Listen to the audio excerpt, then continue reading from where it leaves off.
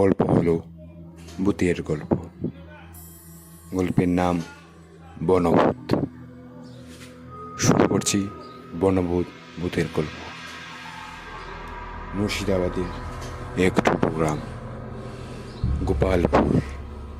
পাশেই আছে একটা ঘন জঙ্গল, যে জায়গাটি সবাই বলে বিপর্দন।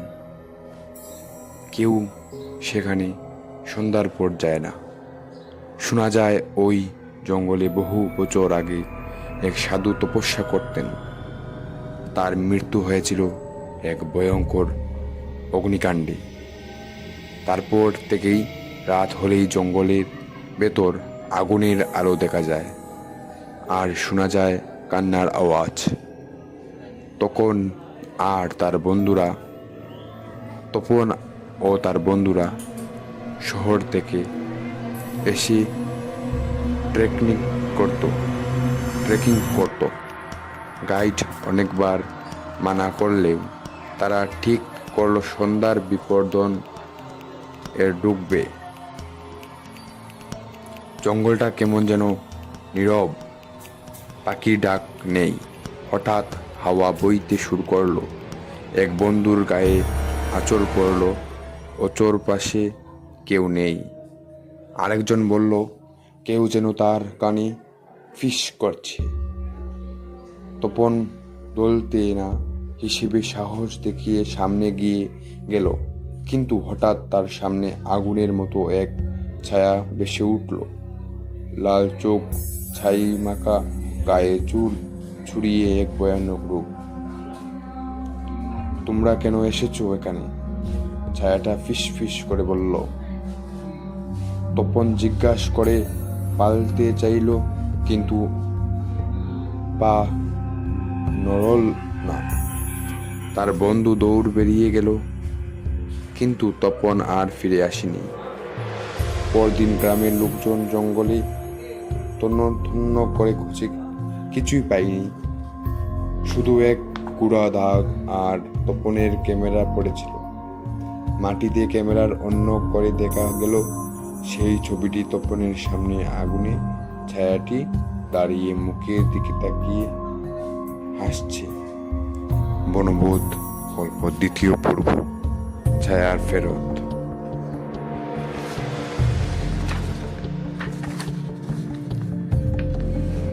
ধন্যয়ের অদৃশ্য হওয়ার 1 মাস কেটে গেছে।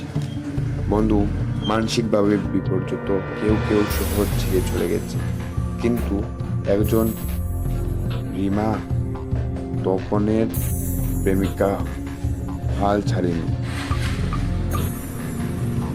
রিমা বিশ্বাস করে তপন মারা যায়নি, কিন্তু একটা আছে, কিছু একটা যেটা তপনের আটকে রেখেছে। সে ফিরে যায় গোপালপুরে। গ্রামে গিয়ে সে খুঁজে পায় সেই বৃদ্ধ সাধুকে, যিনি আগুনে পুড়ে যাওয়ার সাধুর গল্পটা জানতেন। বৃদ্ধ বললেন, তোমার প্রিয় মানুষ জানন্ত আছে, কিন্তু সে বৃদ্ধি। বনভূত কাউকে মেরে ফেলে না, সে আত্মাকে আটকে রাখে। তাকে ফেরাতে হলে পুনর্জাগরণ করতে হবে। রিমা সাহস করে রাত্রে জঙ্গলে ঢুকে, সঙ্গে রাত্রে একটা মাটির প্রদীপ, কিছু হলুদ ফুল আর তপনের ছবি। জঙ্গলের ঠিক মাঝখানে পৌঁছিতে সে প্রদীপ জ্বালিয়ে তপনের নাম ধরে ডাকতে থাকে। আকাশে কালো হয়ে আসি, বাতাস জ্বলে উঠে আগুনের মতো। হঠাৎ তপনের দেখা যায় তার চোখ ফাঁকা, শরীর যেন দুহার পড়ে আছে। রিমা, আমাকে ফিরিয়ে নাও। রিমা কাঁপতে কাঁপতে এগিয়ে গিয়ে তার হাতে ফুলটা দেয়। প্রদীপ আলো জড়িয়ে পড়ে চারিদিকে, আর একটা বিকট চিৎকার করে আগুন ছায়াটি মিলিয়ে যায়। তপন মাটিতে পড়ে যায় নিঃশ্বাস, কিন্তু ধীরে ধীরে তার নিঃশ্বাস ফিরে আসে। রিমা তাকে নিয়ে গ্রামে ফিরে আসে, কিন্তু রাতে যখন তপন ঘুমোতে যায় সে আয়নার নিজের প্রতিবিম্ব দেখে না।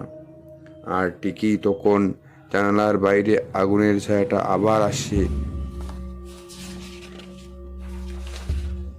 চল তাহলে শুরু করা ভূমির গল্পর তৃতীয় পর্ব, বেড়ের আগুন। তপন ফিরে এসে, কিন্তু সে আর আগুনের মানুষটা নেই। মুখে হাসি, কিন্তু চোখে কেমন এক ফাঁকা শূন্যতা। দিল বেলার ঠিকানা থাকলেই রাত নামেই ওর ব্যবহার বদলে যায়। ঘরের জিনিস লড়ে ওঠে, আয়নার সামনে দাঁড়িয়ে সে কার কার সঙ্গে যেন কথা বলে। রিমা প্রথমে ভেবেছিল এসব মানসিক ট্রমা, কিন্তু তারপর এক রাতে সে নিজেই দেখে ঘুমন্ত তপনের শরীর থেকে ধোঁয়ার মতো কুয়াশা বেরোচ্ছে, আর জানালার পাশে আগুনের ছায়াটা আবার হাজির।